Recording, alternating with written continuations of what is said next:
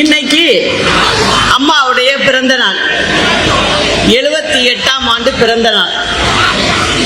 இந்த நேரத்தில் நான் நிறைய விஷயங்களை உங்களுக்கெல்லாம் சொல்லணும்னு தான் இங்க வந்திருக்கிறேன். ஏன்னா அம்மா மறைவுக்கு பிறகு நம்ம கட்சியில எவ்வளவோ பிரச்சனைகள் என்னென்னமோ நடந்துச்சு. அதே போல பாத்தீங்கன்னா புரட்சி தலைவர் அவர்களை பற்றியும் நான் சில விஷயங்களை சொல்லணும். புரட்சி தலைவர் அவர்கள் தன்னை சினிமாவில் நடித்துக் கொண்டிருக்கும் போது தன்னை திமுகவில் அண்ணாவின் மேல் கொன்ற பற்றால் தன்னை இணைத்துக் கொண்டார். அவர் அந்த திமுக வளர்ந்ததுக்கே புரட்சி தலைவர் தான் காரணங்கிறது அண்ணாவுக்கு நல்லாவே தெரியும்.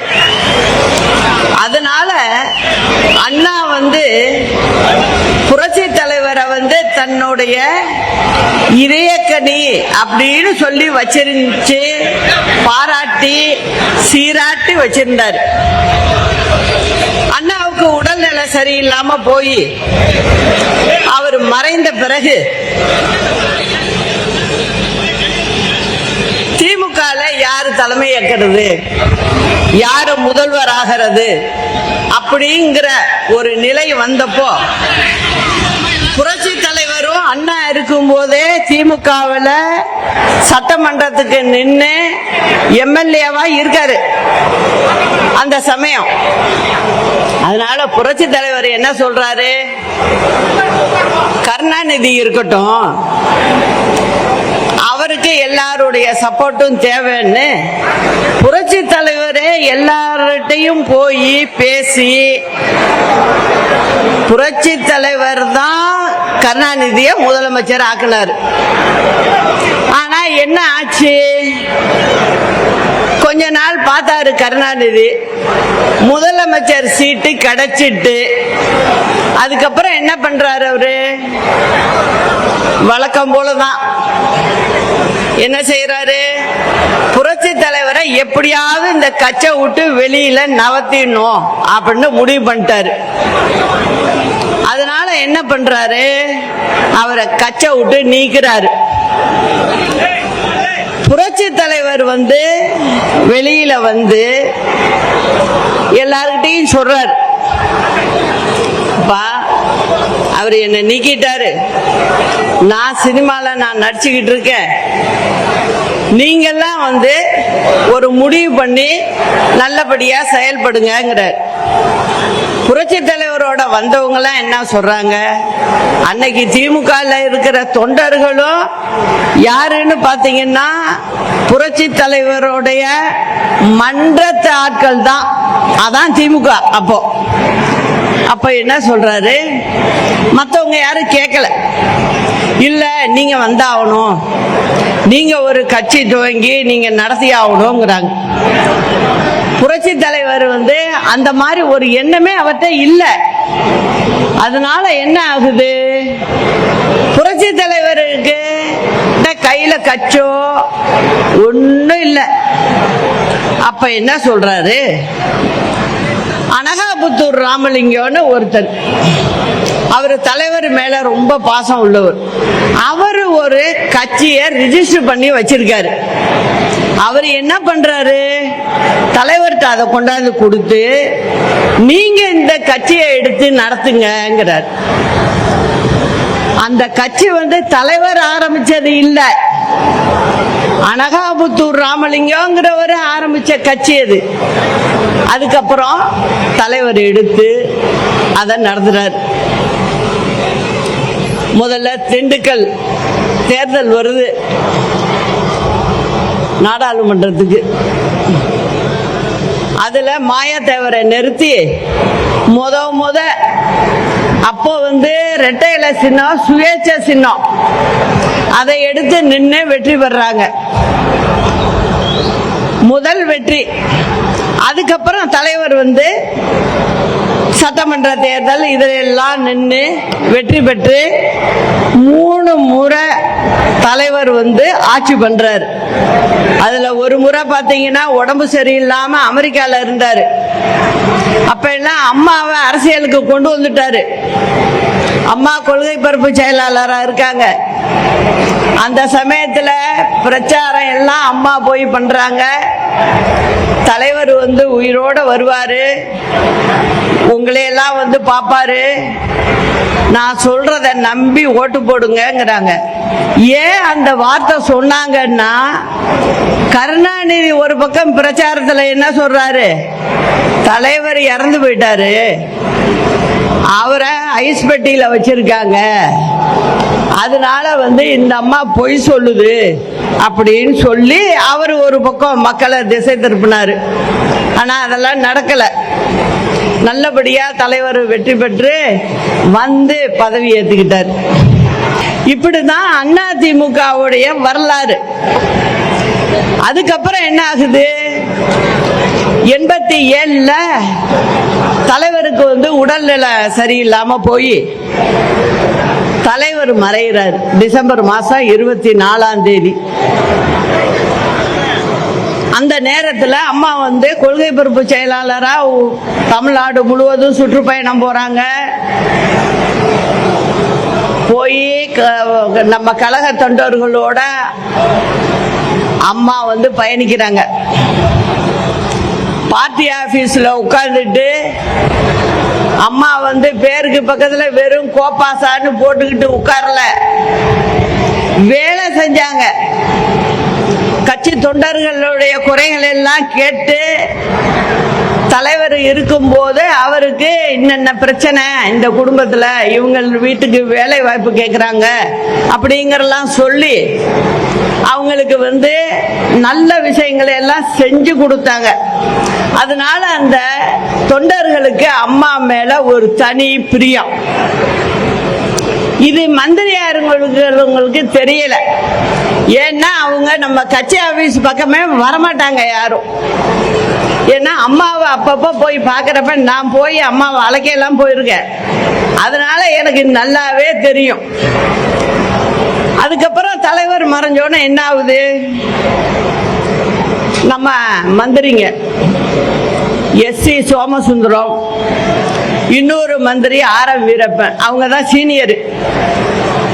2 பேருக்கும் என்ன ஆசை, யாராவது ஒருத்தங்க அவங்கவுங்க தனியா நினைக்கிறாங்க நம்ம முதலமைச்சர் ஆயிடணும் அப்படின்னு சொல்லி அம்மாவை தவிர்க்கிறாங்க. தலைவர் மறைஞ்சி அங்க வீட்டு காரியம்லாம் செய்யறாங்க ராஜாஜி ஹால்ல. ஆனா அம்மாவுக்கு இட அனுமதி இல்லை. அங்க நாங்க தான் கூட நிக்கிறோம். ராணுவ வண்டியில கொண்டு போய் வச்சதும் ராணுவத்தோட கண்ட்ரோல்ல வந்துரும், அப்ப நீங்க வண்டியில மலர் வளையம் வையுங்கன்னு சொல்றாங்க. அதே மாதிரி தான் நாங்க அதுக்கப்புறம் தான் போய் தலைவருக்கு அம்மா வைக்கிறாங்க.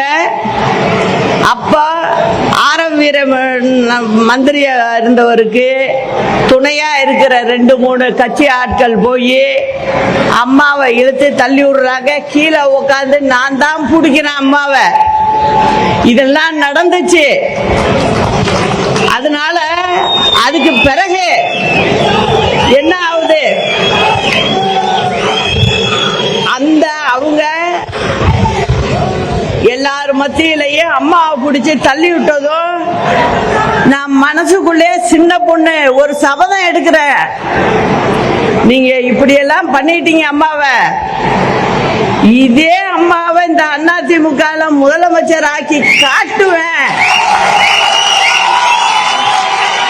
நீங்க எல்லாம் வரிசையா வீட்டுல நிப்பீங்க, அந்த கால வெகு தூரத்துல இல்ல அப்படிங்கறத மனசுக்குள்ள நினைச்சேன். அப்ப நினைச்சிட்டு போலீஸ் கமிஷனர் சொல்றாரு, இதுக்கு மேல இங்க அம்மாவை நிக்க வச்சுக்கிட்டு இருக்காதீங்க, அம்மா உயிருக்கு ஆபத்து, அம்மாவை உடனே வீட்டுக்கு அழைச்சிட்டு போங்கன்றாரு. நாங்கெல்லாம் என் குடும்பத்தை சேர்ந்தவங்க கூட இருந்தாங்க. இருந்தாங்க. அவங்களெல்லாம் கிட்டையே அனுமதிக்கல. அவங்க எல்லாம் வெகு தூரத்துல நிக்கிறாங்க. நாங்க அம்மாவை அழைச்சிட்டு போயஸ் கார்டை வீட்டுக்கு கொண்டு போனோம். அதுக்கப்புறம் அம்மா சொன்னாங்க, இது வேண்டாம், இந்த அரசியல் எனக்கு வேண்டாம், இவங்கெல்லாம் என்ன கேவலப்படுத்துறாங்க, நான் தலைவர் உடல்நிலை சரியில்லை, நீ கூட உதவியாருன்னு சொன்னாரு, அதுக்காக தான் நான் இருந்தேன், அதனால இது வேணான்ட்டாங்க. அப்ப நான் சொன்னேன், உங்களை சீண்டிட்டாங்க, அதனால இவங்களை நம்ம சும்மா விடக்கூடாது, ஒரு முறை நாள் நம்ம காட்டணும் அப்படின்னு சொல்லி குடிவாதம் பண்ணி இருக்க வச்சு, அதுக்கப்புறம் அம்மா தேர்தல் களத்துக்கு வராங்க. அப்ப நம்ம கட்சி இப்ப இருக்கிற மாதிரிதான் ரெண்டா பிரியுது. பிரிஞ்சு சேவல் புறா தனித்தனியா நின்னோம். சேவல் 27 தொகுதியில வெற்றி பெற்று முதல் பெண் எதிர்கட்சி தலைவரா அம்மா ஆகுறாங்க தமிழ்நாட்டில். அதன் பிறகுதான் திரும்ப தேர்தல் வருது, எதிர்கொள்றோம், வெற்றி பெற்று 91ல முதல்வர் ஆகுறாங்க. அது மாதிரி அம்மா கிட்டத்தட்ட 15 வருஷம் தமிழ்நாட்டு மக்களுக்காக முதல்வர் ஆகி எண்ணற்ற திட்டங்களை எல்லாம் செஞ்சிருக்காங்க. அதுல கூட இருந்து எல்லா நல்லது கட்டையும் பார்த்தாலும் நான். அதனால இப்ப நான் என்ன சொல்ல வர்றேன் அப்படின்னா, அதே போல ஒரு நிகழ்வு தான் இப்ப நடந்துகிட்டு இருக்கு கட்சியில. அப்போ அம்மாவுக்கு உடம்பு சரியில்லாம போகுது. 2016 தேர்தல் முடிஞ்சு 72 நாள் ஆஸ்பத்திரியில் இருக்கோம். நான் வீட்டுக்கெல்லாம் அழைச்சிட்டு வர்றதுக்கு நல்ல நாள் பார்த்து வச்சிருக்கோம். திடீர்னு யாருமே எதிர்பார்க்காத ஹார்ட் அட்டாக் மாதிரி வந்துருச்சு. அதுலதான் அம்மாவுக்கு இப்படி ஆனது. ஆனா வெளியில என்னென்ன கதை கட்டி விட்டாங்க நம்ம எதிரியெல்லாம், இந்த அம்மா தான் கொண்டுட்டு அப்படின்னாங்க. இதெல்லாம் யாராவது நம்புவாங்களா? நீ அரசியலுக்காக நீங்க செஞ்சீங்கன்னா அது எப்படி உண்மையாகும்? அது எல்லாத்தையும் நம்ம பார்த்தோம். திரும்ப என்ன ஆகுது, அம்மா மறைஞ்சதும் அன்னைக்கு ராத்திரி நம்ம மந்திரிகள்லாம் வராங்க. என்ன சொல்றாங்க, சின்னம்மா நீங்க முதல்வர் ஆயிங்க. அப்படிதான் எல்லாரும் சொன்னது, எல்லா எம்எல்ஏக்களும் சொன்னது. இது எல்லாமே அந்த தனியார் ஆஸ்பத்திரியில நடக்குது. நான் என்ன தெரியுமா சொல்றேன், நான் ஒரு அரசியல்வாதி கிட்ட பழகின மாதிரி நான் பழகவே இல்லை. என்னோட சொந்த உடன் பிறந்த அக்காவா நினைச்சிட்டேன். அதனால நான் என்ன சொல்றேன், அக்கா இறந்து இப்படி இருக்கு, இப்ப நான் போய் முதலமைச்சரா நான் பதவி வைக்க முடியாது. அவங்களுக்கு செய்ய வேண்டிய காரியத்தை அவங்க முறைப்படி நான் வீட்டுல செய்ய வேண்டியது இருக்கு. அதனால வேணாம், முன்ன இருந்த மாதிரியே பன்னீர்செல்வம் இருக்கட்டும், மற்ற அமைச்சர்கள்லாம் அப்படியே இருக்கட்டும். இடையில செங்கோட்டையனை எடுத்திருந்தாங்க, அதனால அதை மட்டும் சொன்னேன். செங்கோட்டையனை நம்ம சேர்த்துக்கணும் அப்படின்லாம் சொல்லிட்டு இருந்தேன். இப்போ இருக்கிறவங்க முதல்ல பதவி ஏற்றுருங்கன்னு சொல்லி நைட்டே போய் ராத்திரியே போய் பதவி ஏற்கிறாங்க. இதான் நடந்துச்சு. ஒரு வாரம் 10 நாள் ஆச்சு. பன்னீர்செல்வத்துக்கு மேலே ஒன்றும் குறை இல்லை. அவர் ஒழுங்காதான் அவர் போயிட்டு இருந்தாரு. ஆனால் சுற்றி இப்போ இருக்கிற கும்பல் இருக்குல்ல, அங்கே அதெல்லாம் என்ன பண்ணுது, வந்து என்கிட்ட ஒரு வாரம் கூட ஆகல,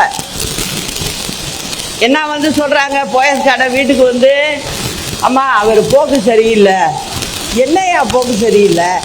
அவர் நல்லா தானேயா பண்ணிட்டு இருக்காரு அப்படின்னு நான் சொல்றேன். இல்லைம்மா சரியில்லைம்மா, வந்து நீங்கள் வந்து இப்போ கட்சிக்கு பொதுச் செயலாளர் ஆகணும், நீங்களே வந்து முதலமைச்சர் ஆகணும் அப்படிங்கிற மாதிரி ஒரு கோரிக்கையை கொண்டாந்து காலையில் 6 மணிக்கு வருவாங்க, திருப்பி பார்த்தீங்கன்னா மத்தியானம் 3 மணிக்கு வருவாங்க, திருப்பி சாயந்தரம் வருவாங்க. இதை நான் வெளியில் சொல்லலை. அப்போ எனக்கு நீங்கள் இருந்தால் தான் சரியாக வரும், அத்தனை பேரும் சேர்ந்துக்கிட்டு நீங்கள் இருந்தால் தான் சரியாக வரும், நீங்கள் இருந்தால் தான் சரியாக வரும், இவர் இருந்தால் சரியாக வராது அப்படிங்கிறாங்க. பொதுச் செயலாளர் நீங்கள் ஆகணும். இல்லைப்பா, நீங்கள் உங்களுக்குள்ளேயே ஒருத்தங்க இருங்க, நல்லபடியாக நடத்துங்க. அப்படித்தான் நான் ஆரம்பத்திலேயே சொன்னேன். எனக்கு அம்மா இறந்த துக்கம் என்னால் மறக்க முடியல, நீங்கள் நடத்துங்கப்பா அப்படின்னு சொல்கிறேன். இல்லைம்மா நீங்கள் வந்தாகணுங்கிறாங்க. சரின்னு சொல்லி அதுக்கப்புறம்தான் அவங்களே என்னை வந்து தொந்தரவு பண்ணி பொதுக்குழுவை கூட்டி அங்கே என்னை பொதுச் செயலாளராக நியமனம் பண்ணி வீட்டில் கொண்டாந்து கொடுத்து என்ன ஆஃபீஸுக்கு அழைச்சிட்டு போகிறாங்க. இதுதான் நடந்துச்சு. அதுக்கப்புறம் நான் என்ன பண்ணேன், நாங்கள்லாம் வேலை செய்கிற ஆள், அதனால என்ன பண்ணேன், பேச்சாளர்கள் எல்லாம் மாவட்ட வாரியாக வர சொல்லி எல்லாரையும் பார்க்குறேன். நான் 2-3 நாள்லேயே எல்லாரையும் பார்த்து பேசிக்கிட்டு இருக்கிறேன். மாவட்ட அமைப்புகளை கூப்பிட்டு காலையில் ஒரு மாவட்டம், மத்தியானம் ஒரு மாவட்டம்னு பார்க்க ஆரம்பிச்சிட்டேன். இது மாதிரி நடந்துக்கிட்டு இருக்கு. திருப்பி வந்து அதே குறை அவர் மேலே, அவரையும் கூப்பிட்டேன் ஒரு நாள், பன்னீர்செல்வத்தையும் வர சொல்லி, அமைச்சர்களா இருக்கிறவங்க அத்தனை பேரையும் வர சொல்லி, போயஸ் கார்டை வீட்டுக்கு எல்லாரையும் ஒன்னா உட்கார வச்சு, என்ன பன்னீர்செல்வம் செய்யறாரு சொல்லுங்க, நேரா சொல்லுங்க, நான் கேட்கணும் அப்படிங்கிற. இல்ல நாங்க இதோ போய் கேட்டோம், ஏதோ ஒரு போலீஸ் அதிகாரியை மாத்தணும்னு ஒரு மந்திரி சொல்லி இருந்திருக்காரு. அவர் நல்ல அதிகாரி இல்ல, அம்மா இருக்கும் போதே ஒதுக்கி வச்ச மனுஷன். நான் டக்குன்னு சொன்னேன், அம்மாவே சரியில்லைன்னு சொல்லி ஒதுக்கி வச்சவரை எப்படி போட முடியும்? அதுல ஒண்ணும் தவறு இல்ல பன்னீர்செல்வம் சொன்னதில்ல அப்படின்னு நான் அந்த மந்திரிக்கு எடுத்து சொல்றேன். இதெல்லாம் போய் ஒரு குறையா சொல்லலாமா அப்படின்னு சொல்றேன். அம்மாட்ட ஒரு பழக்கம், போலீஸ் டிபார்ட்மெண்ட்ல கட்சிக்காரவங்க தலையீடு இருக்கக்கூடாது, அப்படிதான் நடத்தினாங்க. அதனாலதான் திருட்டு இல்ல, பிரச்சனைகள் இல்லாம இருந்தது. மந்திரிகளுக்கு அது வேலை இல்ல. போலீஸ் ஸ்டேஷன்ல யார போட்டா உங்களுக்கு என்னம்பாங்க அம்மா, நானே என் காதால கேட்டிருக்கேன். அதனால நல்ல அதிகாரிகளை தான் போடணும்ன்றாங்க. அம்மா இல்லை என்னன்னா அவங்க சீட்டை கொடுத்து போடுன்னு இருக்காங்க. அவரு என்ன சொல்லியிருக்காரு, இல்ல அது அம்மா சொன்னது, அது அப்படியே தான் போகணும்னு இருக்காரு. அவர் மேல அதுல தப்பு இல்லை, நானா இருந்தாலும் அதை தான் செய்வேன். இப்படி ஆச்சு. அவர் ரொம்ப நெருக்கடி கொடுக்க ஆரம்பிச்சுட்டாங்க அவருக்கு, அவராலையும் வெளில சொல்ல முடியல. அதுக்கப்புறம் பார்த்தேன், இதை எப்படியோ விட்டுட்டு போனா பிரச்சனை பெருசாகும் அப்படின்னு சொல்லி அதுக்கு பிறகுதான் நான் ஆகுறேங்கிற முடிவுக்கு வந்தேன். இல்லைன்னா நான் வந்திருக்க மாட்டேன். பொதுச் செயலரா இருந்து நான் கச்சை பார்த்துக்கிட்டு இருந்திருப்பேன். ஆனா இந்த பிரச்சனை உள்ளுக்குள்ள புகஞ்சதுனால இதை தடுக்கிறதுக்கு ஒரு வழி இதுதான் அப்படின்னு முடிவு பண்ணி தான் நான் வந்து ஒத்துக்கிட்டேன். அதுக்குள்ள பன்னீர்செல்வத்துக்கு என்ன ஆச்சோ தெரியல, அவருக்கே தெரியும், எல்லாரையும் வச்சு ஒன்னா வச்சுதான் பேசுற. என்ன ஆயிடுச்சு, திடீர்னு போய் அம்மா சமாதியில போய் உட்காந்துட்டாரு. போய் உட்காந்து தர்ம உத்தரவுட்டாரு. அது யாரோ சொல்லியிருக்காங்க, எல்லாருக்கும் புரியும். ஏதோ கேட்டு அவரு ஏதோ பண்ணிட்டாரு. கடைசியில் அதே இன்னை வரைக்கும் அவருக்கு சிக்கலாயிடுச்சு. அது வேற. அதனால இந்த மாதிரி ஆணிச்சு பிரச்சனை. அதுக்கப்புறம் எங்க கேஸ் முடிச்சு நாங்களே மறந்துட்டோம். தீர்ப்புக்கு வெயிட் பண்றோம். 1 வருஷத்துக்கு மேல இருக்கு. திடீர்னு பாத்தீங்கன்னா நான் போய் லெட்டர் கொடுத்துட்டேனா முதலமைச்சர்னு, கவர்னர் ஆளே இல்ல, வெளில போயிட்டாரு. அதுக்கப்புறம் என்ன பண்ணோம், அதுக்குள்ள தீர்ப்பு வருது, சீக்கிரமா வருது, 4 ஆண்டு சிறை தண்டனை அப்படின்னு வருது. நான் அதுக்கெல்லாம் பயப்படல, நான் அதுக்கு பயப்படல. என்னோட கவனம் பூரா என்ன இருந்தது, கவர்மெண்ட கலைக்க விட்டுற கூடாது, நம்ம கவர்மெண்ட உட்கார வச்சுட்டு போடும், அந்த பொறுப்பு அதிகமாயிடுச்சு எனக்கு. அதனால என்ன பண்ண, தீர்ப்பு வந்தது, 1 வாரம் டைம் கொடுக்க சொல்லு, எனக்கு இங்க வேலையெல்லாம் இருக்கு, முடிச்சிட்டு வரணும்னு. அங்க டெல்லியில உள்ள ஜட்ஜி என்ன சொல்லிட்டாரு, கொடுக்க முடியாது, நாளைக்கு சாயந்தரம் 6 மணிக்கு பெங்களூர் ஜெயிலுக்கு போய் ஆகணும் அப்படின்னு சொல்லிட்டாரு. உடனே என்ன பண்ற, உடனே எம்எல்ஏக்களை கூட்டி உட்கார வச்சு நான் பேச வேண்டியதெல்லாம் சொல்லி, இப்ப இருக்கிறார் இல்லையா, இவரை முதலமைச்சரா தேர்ந்தெடுத்தோம்.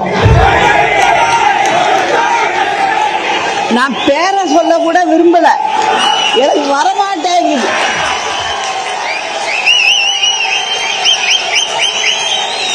நல்லவங்க தான் சொல்லுவேன், நல்லவங்க ஒரு சாதாரண ஆளா இருந்தா கூட சொல்லுவேன், இது சொல்ற அளவுக்கு இல்ல. அதனால நான் வாயினால சொல்லல, உங்களுக்கே புரியும் யாருன்னு. சரி, இவரை முதலமைச்சராக்குவோம் சொல்லிட்டு அந்த தீர்ப்பு காதல கேட்டு 5 நிமிஷத்துக்குள்ள நான் இந்த வேலையை பண்ணேன். அவர் உடனே என்ன சொல்றாரு, அம்மா கவர்னர்கிட்ட லெட்டர் கொடுக்குறப்ப நீங்களே எல்லார்ட்டையும் கையெழுத்து வாங்கி நீங்களே இருந்து கொடுங்கம்மா அப்படிங்கிறாரு. அதனால உட்காந்து அம்மா போட்டோ வச்சு சத்தியம் பண்ண சொல்லி எல்லார்கிட்டையும் கடிதத்தை வாங்கி அதுக்கப்புறம் கொடுத்து நான் கையெழுத்து போட்டு கவர்னருக்கு அனுப்பிச்சு விட்டு மறுநாள் காலைல 11 மணிக்கு பெங்களூருக்கு போனேன். இதுதான் நடந்தது. அப்படியே 2-3 மாசம் போச்சு. அப்ப எல்லாம் இவர் எப்படி என்ன அப்படிங்கறது எனக்கு சரியா தெரியல. அங்க போனதுக்கு அப்புறம் 4-5 மந்திரிங்க வந்தாங்க என்ன பார்க்க. ஒரு 2 மாசத்துக்குள்ள வந்தாங்க. வந்து எல்லாரும் பார்த்துட்டு பேசிட்டு இருந்துட்டு, அம்மா நீங்க சென்னை ஜெயிலுக்கே நம்ம மாத்திக்கலாம், நீங்க ஏன் பெங்களூர்ல இருக்கணும் அப்படின்னு கேட்டாங்க. அதுல செங்கோட்டையன் ரொம்ப கேட்டாரு. அது அம்மா இங்க மாத்திக்குவோம், நம்ம செக்ரட்டரி ஹோம் செக்ரட்டரி லெட்டர் கொடுத்து பெங்களூர் ஹோம் செக்ரட்டரிக்கு கொடுத்தா போறோம், நம்மளுக்கு இங்க டிரான்ஸ்பர் கொடுத்துருவாங்க, அதனால நீங்க நம்ம ஊர் ஜெயிலுக்கு வந்துடலாம். நான் ஏதோ தெய்வாதீனமா எனக்கு கடவுளே சொன்னிச்சு போல இருக்கு, இல்லைன்னா நான் இன்னைக்கு பேசிக்கிட்டு இருப்பேனாங்கிறதே கஷ்டம். அதனால நான் யதார்த்தமா சொன்னேன், இல்ல செங்கோட்டையன் நான் இங்கே இருக்கேன் பெங்களூர்லயே. நான் சொன்ன காரணம் வேற என்னன்னா, நீங்க அரசாங்கத்தை நடத்தணும், திமுகவுக்கு சொல்றதுக்கு இப்ப ஒண்ணுமே இல்லை. இப்ப நான் அங்க வந்தேன்னா நீங்க ஆட்சி பண்ற இடத்துல உள்ள ஜெயில நான் இருக்கும்போது அவங்க என்ன சொல்லுவாங்க, சசிகலாவுக்கு இன்னைக்கு சாப்பாடு கேரியர் போடுச்சும்பா. இந்த மாதிரி இன்னைக்கு கொண்டு போய் சொந்தக்காரவங்க போனாங்க, 40 நிமிஷம் தான் பார்க்கணும், அரை நாள் உட்காந்து பார்த்துட்டு வந்தாங்கன்னு சொல்லுவாங்க. இதெல்லாம் நமக்கு தேவையா? வேண்டாம். நீங்க ஆக்கப்பூர்வமான வேலையை பாருங்க. மக்கள் வாக்களிச்சிருக்காங்க, நம்ம வேலையை பார்க்கணும். அதனால வேணாம், நான் இங்கே இருந்துட்டு வந்துடுறேன் அப்படின்னு சொல்லி வேண்டான்னு சொல்லிட்டேன். அப்புறம் பின்னாடி போக போக தான் தெரிஞ்சிச்சு எனக்கு, நம்ம வேண்டான்னு சொன்னதுதான் நல்லது அப்படின்னு நினைக்கிற அளவுக்கு வச்சுட்டாரு. அது போகட்டும். அதுக்கப்புறம் என்ன ஆகுது, கொஞ்ச நாள் பார்த்தீங்கன்னா திடீர்னு ஒரு பொதுக்குழுவே அதுக்கு தானே இருக்கு நீக்கிறதுக்கு. அதனால என்னன்னா உடனே ஒரு பொதுக்குழுவை கூட்டி என்ன நீக்கிறாங்க. நான் ஒரு முதலமைச்சரா உட்கார வச்சுட்டு போயிருக்கேன். அப்ப எப்படியாப்பட்ட ஆளா இருக்கணும்? என்ன நீ ஒரு பேப்பரை தூக்கி போடுற மாதிரி போட்டா எப்படி இருக்கும்? நான் எப்போதுமே கோபத்தை காட்டுறதே இல்லை. அதே தலைவரோட பழக்கம். அது நான் தலைவர்கிட்ட ஒரு 3-4 வருஷம் பேசிக்கிட்டு இருந்திருக்கேன். அப்ப சொல்லுவாரு, அவரு சொல்றது ரொம்ப பதிஞ்சு போச்சு அப்போ எனக்கு.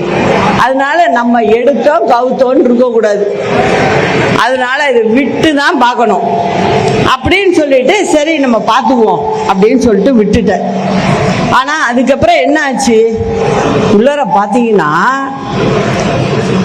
நான் வெளியில சொல்லலை இது வரைக்கும். என் வீட்டில் உள்ளவங்களுக்கு யாருக்கும் தெரியாது.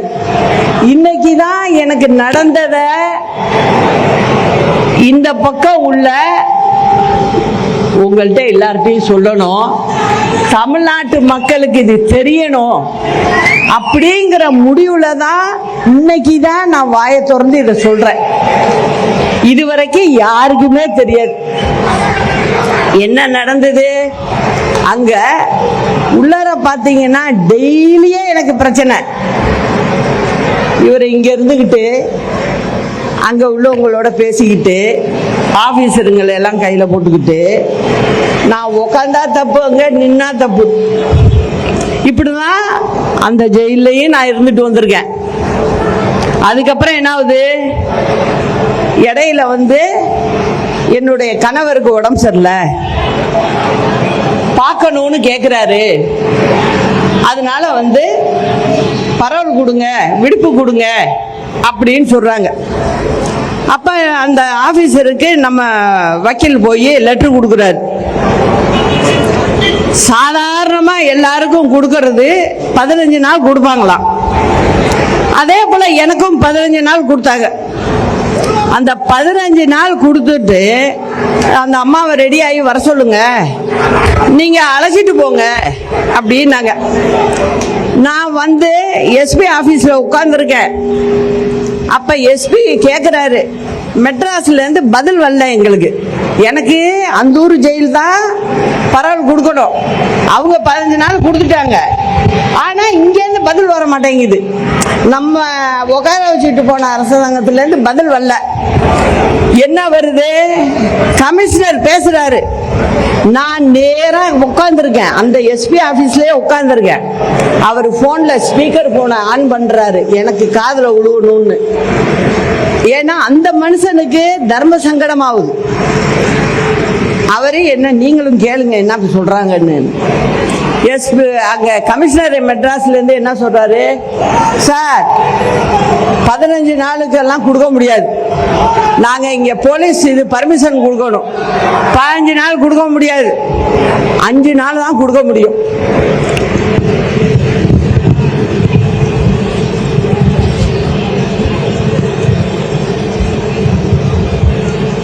அஞ்சு நாள் தான் கொடுக்க முடியும், அதுக்கு மேல கொடுக்க முடியாதுங்கிறார். அந்த இவர் கேட்கிறாரு ஜெயில் சூப்பரண்ட், சார் ஜெயில கொடுக்கறது நாங்க கொடுக்கிறோம் 15 நாள், நீங்க எப்படி அதை வேண்டான்னு சொல்ல முடியும்? நீங்க போலீஸ் பர்மிஷன் மட்டும் கொடுங்க. இல்ல சார், சிஎம்ஏ சொல்றாரு 5 நாளைக்கு மேல கொடுக்க வேண்டான்னு. அதனால நான் என்ன சார் பண்ண முடியும்? நீங்க என்னை பத்தி ஆபீசர்களுக்கெல்லாம் தெரியும், நியாயமா இருப்பேன்னு. நீங்க சின்னம்மாட்டே ஒரு வார்த்தை சொல்லுங்க சார், அவங்க ஒத்துக்குவாங்க சார்ங்கிறார். நான் எதுக்கு உட்கார்ந்துருக்கேன்? சரி பரவாயில்லைங்க, அதிகாரி என்ன பண்ண முடியும்? மேல உள்ளவங்க சொல்றப்ப அதிகாரி ஒன்றும் பண்ண முடியாது. பரவாயில்ல 5 நாள் பரவாயில்ல, நான் பார்த்துட்டு வந்துடுறேன். அப்புறம் 5 நாள் கொடுக்குறாங்க. அடுத்தது நம்ம எங்க தங்குறோம்னு கொடுக்கணும். நான் யதார்த்தமா போயஸ்கான வீட்டுல இருந்தா நான் ஜெயிலுக்கு போனேன், அதனால நான் அந்த அட்ரஸே கொடுக்குறேன். உடனே அங்கேருந்து வருது திருப்பி 14 கண்டிஷன். இந்த மாதிரி யாருக்கும் வந்தது இல்லையா, அவர் பார்த்ததே இல்லைங்கிறாரு சர்வீஸ்ல. என்ன கண்டிஷன் வருது? நீங்க சொந்தக்காரவங்கள பார்க்க கூடாது, பிரஸ்ஸ பார்க்க கூடாது, நேரா ஒரு வீட்டில் இருக்கீங்க, வீட்டில இருந்து நேரா மருத்துவமனைக்கு போகலாம், மருத்துவமனையில இருந்து நேரா வீட்டுக்கு தான் வரணும், வேற எங்கேயும் வெளியிலே போக கூடாது. ஆஸ்பத்திரிக்கு போங்க வீட்டுக்கு வாங்க, ஆஸ்பத்திரிக்கு போங்க வீட்டுக்கு வாங்க, வேற எங்கேயும் நீங்க போக கூடாது அப்படின்னு சொல்லிட்டாங்க. சரிங்க அப்படின்னு நான் சொல்லிட்டேன். அப்புறம் போயஸ் கார்ட வீட்டில் தங்கக்கூடாது, அது மெயின் கண்டிஷன்ல வருது, தங்கக்கூடாது. அப்படி போயஸ் கார்டன் வீட்டில் தான் தங்குவேன்னா இந்த 5 நாளையும் கேன்சல் பண்ணிடும் அப்படிங்கிறாங்க. நான் சரி உயிருக்கு போராடுறவங்கள போய் பார்த்தாகணும், சரி பரவாயில்ல, என்னோட சொந்தக்காரவங்க வீடு ஒன்று இருக்கு, அங்க நான் தங்குறேன், டி நகர்ல தங்குறேன் அப்படின்னு சொல்லி அதுக்கும் ஒத்துக்கிட்டு போனேன். அதுக்கப்புறம் அவர் மறைஞ்சதுக்கு பிறகு தகவல் வருது, அதுக்கும் 15 நாள் கொடுக்க முடியாது, 10 நாள் தான் அப்படிங்கிறாங்க. பொதுவா எங்க பக்கம் எல்லாம் 15ஆம் நாள் தான் காரியம் எல்லாம் பண்ணுவாங்க. ஆனா வேற வழி இல்லை, ஏன்னா எனக்கு கொடுக்கல. அதனால 10ஆவது நாள் பண்ணிட்டு நான் அன்னைக்கே புறப்பட்டு பெங்களூருக்கு போனேன்.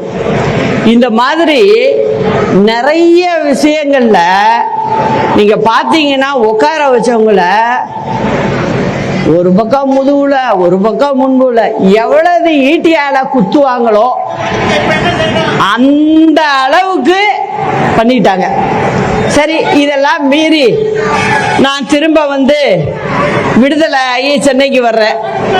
எல்லாரும் வந்து பாத்தீங்க, வர்றப்ப கட்சி கொடி கட்டக்கூடாது, இது அம்மா சமாதிக்கு போகக்கூடாது அப்படின்னு சொல்லி நான் என்ன பண்ணேன், நீ என்ன சொல்றது, நான் என்ன கட்சி கட்டிய கல்றது அப்படிங்கறதுல தான் நான் வேற வண்டி மாத்தி வந்தேன்.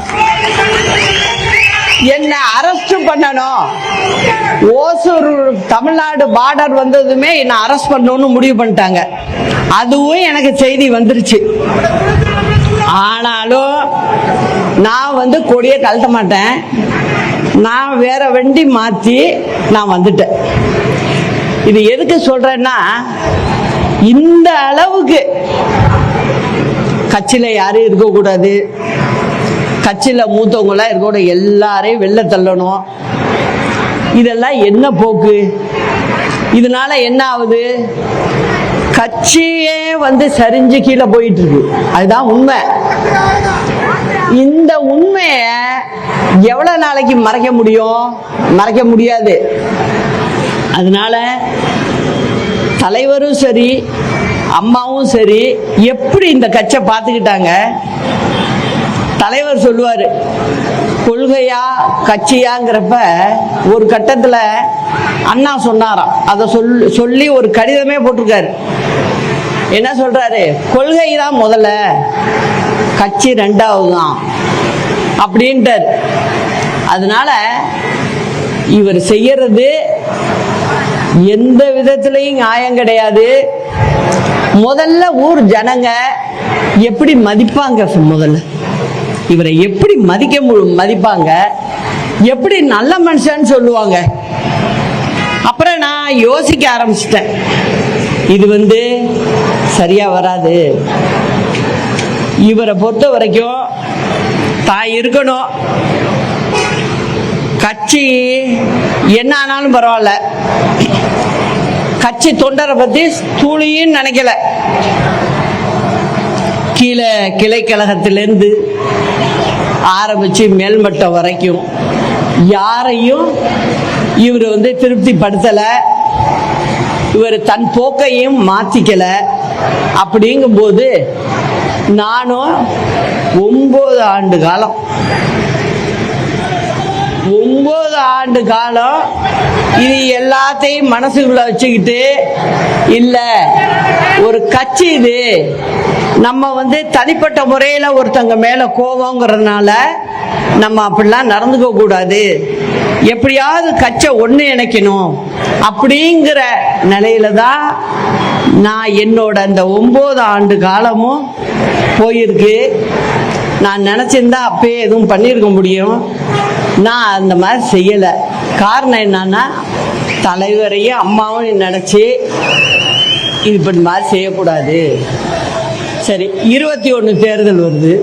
21 தேர்தலில் சொல்றாரு, இப்போ உடனே எதுவும் பண்ண முடியாத நேரம், அதனால இந்த ட்ரிப்பு இருக்கட்டும்ங்க, நாங்க முதல்ல பாக்குறோம். சரி, ரைட்டு, அதுவும் சரி, நீங்க பாருங்க, ஜெயிங்க, நல்லதுதான் அப்படின்னு சொன்னேன். இது வரைக்கும் பாத்தீங்கன்னா 10 முறை தேர்தலில் தோல்வியை மட்டும்தான் பார்த்துருக்கோம், வெற்றி பெறல. அதனால எதிர்கட்சிகள் எப்படி இருக்கு? மோசமா இருக்கு. ஏதாவது நல்ல ஆட்சி பண்ணுதா? பண்ணல. ஆனா தமிழ்நாட்டு மக்கள் நம்மளுக்கு கொடுக்கிற ஆதரவை என்னைக்கு அவங்க மனசுல இருந்து எடுக்கல. ஆள் சரியில்லை, அப்ப அவங்க வேற மாதிரி நினைக்கிறாங்க. இன்னும் திருந்தலையே அப்படிங்கிற நினைப்புக்கு போறாங்க. இப்ப அம்மா இருந்தாங்க, அம்மாவை எத்தனை முறை 13 கேஸ் போட்டாங்க. 13 கேஸ்ல 12 கேஸ்ல நாங்க விடுதலை ஆனோம். இந்த ஒரு கேஸ் தான் கடைசியில இருந்தது. அந்த கேஸையும் நாங்க சாதாரணமான கேஸ் தான் அது. இதுல இப்படிலாம் ஆகிறதுக்கே வாய்ப்பே இல்லை.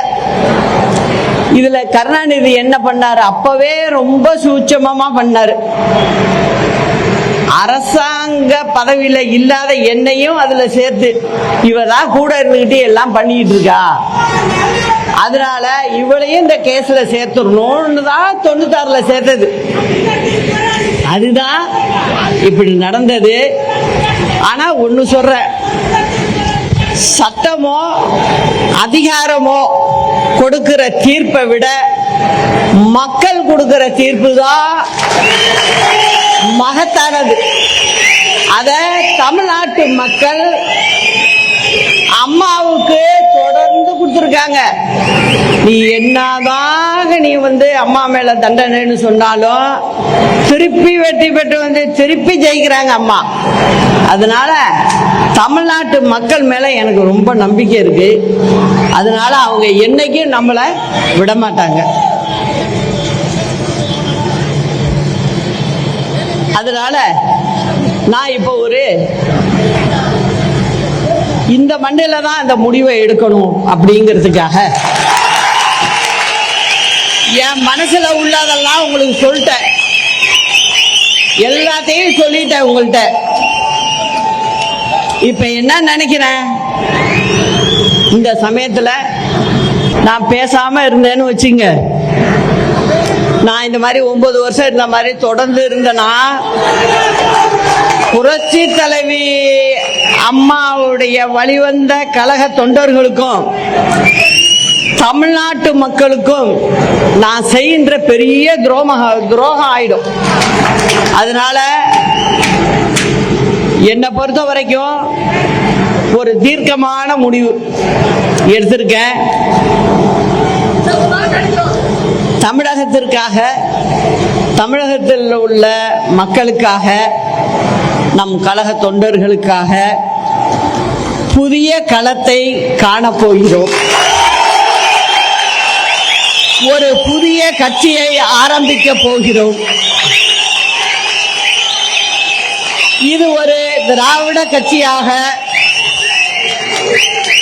பேரறிஞர் அண்ணா, புரட்சி தலைவர் எம்ஜிஆர், புரட்சி தலைவி அம்மா ஆகியோரின் வழியில் ஏழை எளிய சாமானிய மக்களுக்கான ஒரு கட்சியாக எதிரிகளையும் துரோகிகளையும் வேறறுக்கின்ற ஒரு கட்சியாக இது செயல்படும்.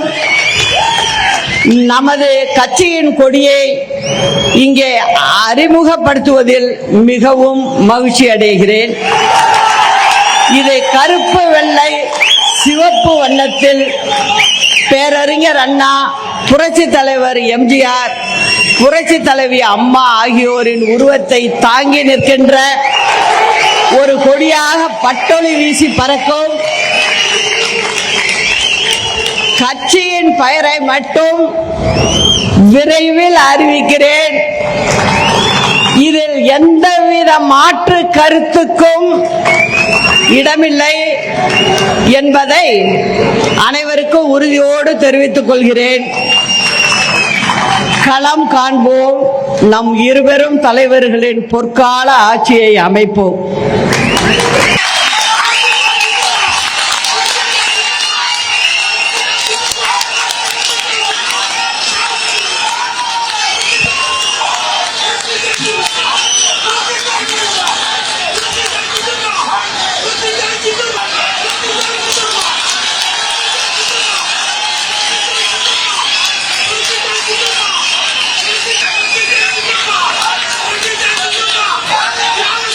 இந்த கொடியை